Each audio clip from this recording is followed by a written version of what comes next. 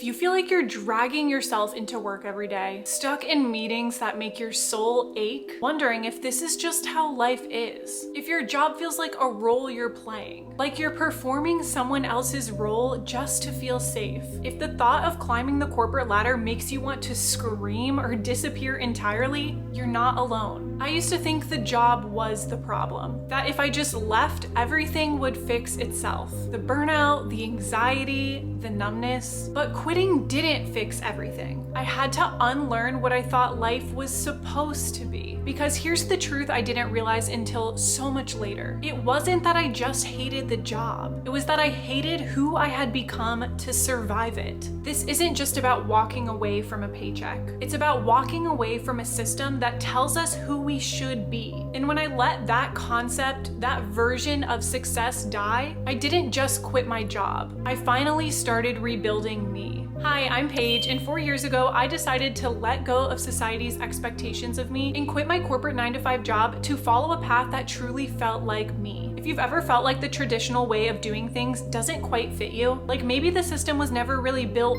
for you, then you're in the right place. In this video, I'm breaking down what really happened after I quit the 9-to-5, the identity crisis no one warns you about, what I learned from becoming broke, and why letting that version of success die was the best thing that ever happened to me. Whether you're thinking about quitting, already in the messy middle, or just wondering what it's like on the other side, this one is for you.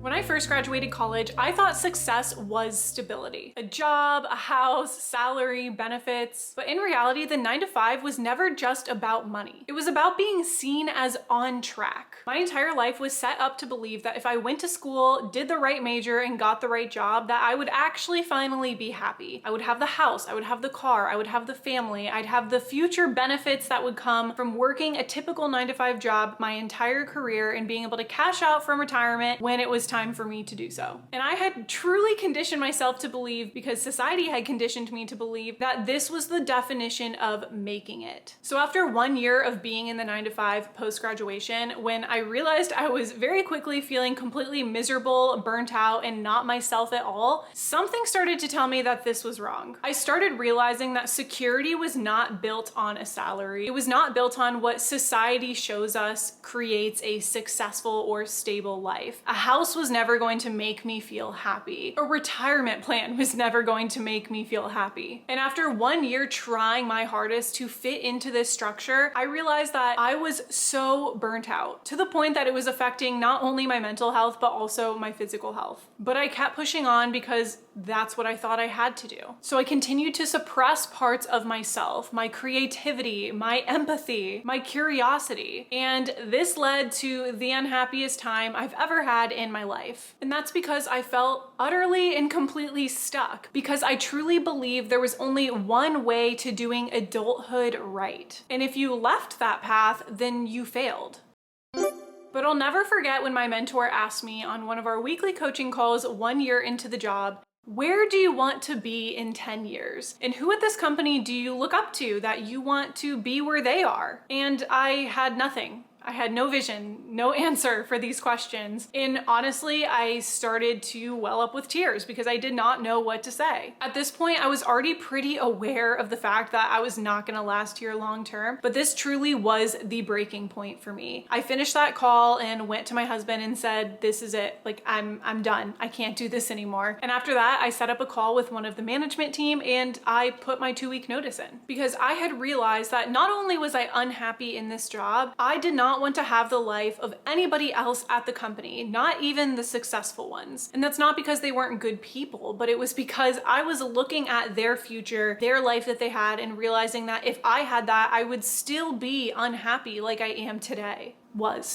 Quitting my job wasn't only about letting go of that safety and security that I had taught myself I was getting from staying in the corporate world, but it took some time for me to realize this. When I first quit, the first evening was honestly very emotional. I cried a lot. I felt very insecure and unsure about what was going to come for my future. But the next day, in the middle of the afternoon, I went out on a walk and went to a park by myself and just sat with my thoughts. And for the first time in a long time, I felt actually actual peace in my life because I realized that I had gained some of my autonomy back and I felt so much safer than I ever felt in the structure of this 9 to 5. And I rode this high for a couple of weeks before reality really started to set in. Not only had I finally let go of this path, I had also let go of a part of me that really believed that this is the way my life was going to be. So I had to literally rebuild block by block my own perception of myself and really learn what I actually wanted from my life. And it was that exact unraveling that led me to become broke on purpose.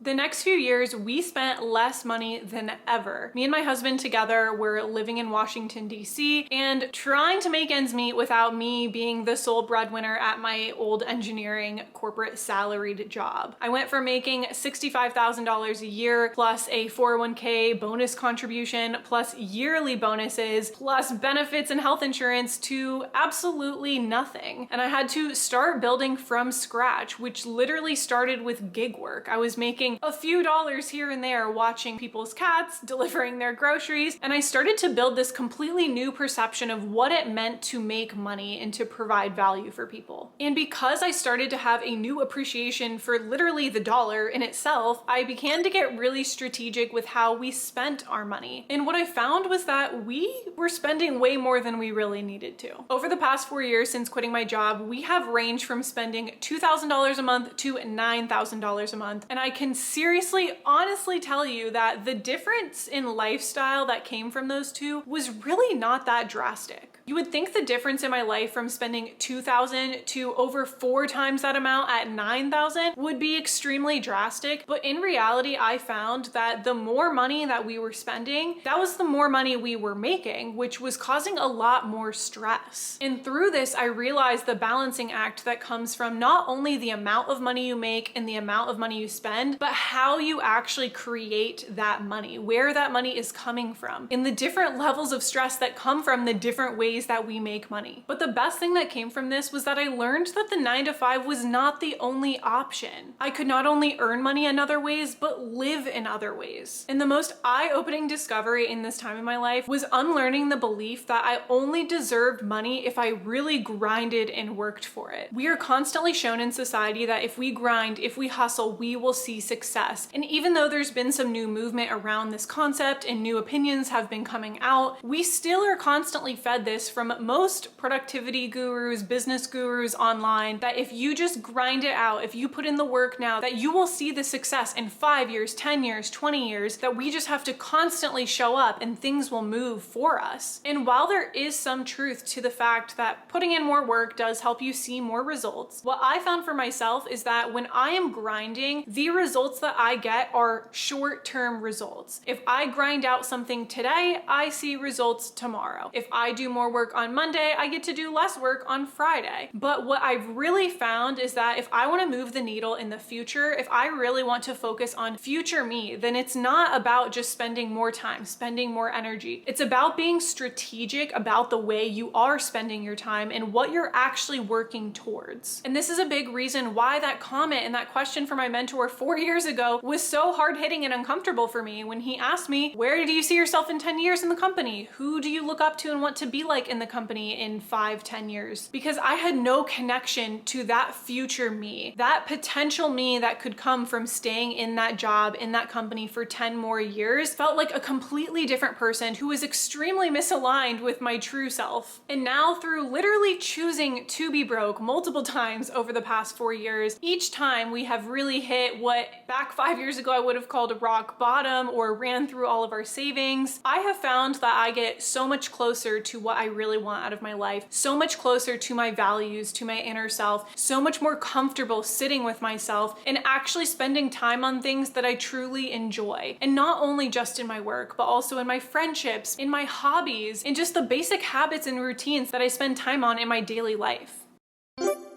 But here's the reality. I didn't magically arrive at some freelancer dream after quitting my 9-to-5 job. I am still working through it. I am still iterating and changing things, but I'm closer to myself, I'm closer to my husband, and I'm closer to the things that actually matter to me. And most importantly, I've let go of this idea that I need to know where I'm going to be in 5 or 10 years of my life. I find that I'm so much happier in the day-to-day when I'm focusing on just today, this week, and this month at the most. We are constantly changing, constantly evolving, especially if we're not forcing ourselves into a path that we don't want to be in. When you open yourself up to so much more curiosity, so many more possibilities in your life, you'll find that what you thought you wanted in 5 years is way light years away than what you actually want. None of us have all the answers, and society's basic structure and basic path is not right for everybody. This video isn't about telling you to go quit your job. It's just an invitation to question what you've been told to want and to make sure that the path that you're on is the one you really want to be on. I constantly get feedback from those way further in their career than me that they wish that they had quit 20 years ago, or they wish they had realized what I'm realizing now when they were my age, and that they feel like they missed out on the opportunity to change directions and change their path. But the reality is we're never too old to do that. So regardless of your age, regardless of how far you're in your career, there is still time to change directions and try something new. So whether you quit or not, just know that the 9-to-5 itself is not evil. It is not the problem. It's the way that we are sold the 9-to-5 that's the real trap. Even if you decide to go back to the 9-to-5 at some point in your life, or you're still in it today, do it with your eyes wide open, on your own terms, and maybe let yourself become broke. Because by becoming broke financially, I became rich in all of the things that actually matter in life. And I hope that you can have that same experience too one day. I would love to know if you're someone who has also left the 9-to-5, whether permanently or for a short period of time. What big lesson did you learn and take away from that experience that you were not expecting? Put those in the comments down below so we can all gain some wisdom from each other's experiences. But that is all I have for you guys in today's video. Thank you so much for watching, and I'll see you in the next one.